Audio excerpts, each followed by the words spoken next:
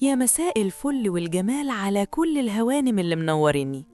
بصي يا ست الكل، استجمعي طاقتك كده وانزلي بسرعة اشتركي في القناة وقولي استقبلت في التعليقات، واكتبي يا فتاح يا رزاق بنية الرزق والستر والزواج، عشان طاقة الفنجان تفتح معاكي وتتحقق بإذن الله. بصي يا ستي، الفنجان ده فيه حكايات. أول حاجة ظاهرة قدامي هي عقدة نقص. في ست عينيها مش بتفرقك، الست دي حالتها المادية كويسة وعندها كل حاجة، بس سبحان الله برضو بتبص في اللي في إيد غيرها، بتغير منك حتى لو اشتريتي أبسط حاجة، بتراقبك في الرايحة والجاية وبتقلدك في كل خطوة. حصني نفسك منها يا حبيبتي، وما تظهريش كل نعمك قدامها.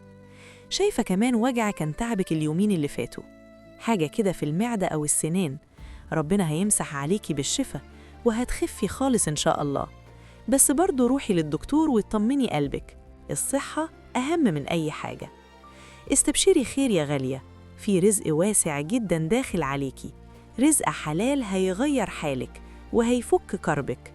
والجميل بقى إن اللي اتأخر حملها ومستنية خبر يفرح قلبها، الفنجان بيقولك إن في بيبي قريب جدا هينور بيتك. قول يا رب، والسنة دي هي سنتك يا عروسة.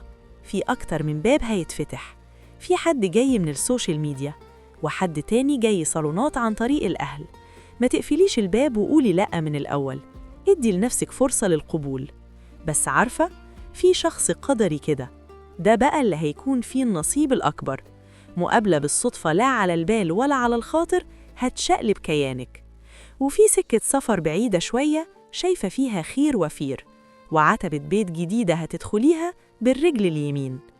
أما اللي راجع من الماضي وعامل ندمان، خليه يشبع بندمه، انتي خلاص قفلتي الصفحة دي وبصيتي قدامك، مستقبلك هو الأهم. عشان توصلكم كل أسرار وتوقعات فنجان الهوانم، ما تنسوش تشتركوا وتكونوا جزء من عيلتنا.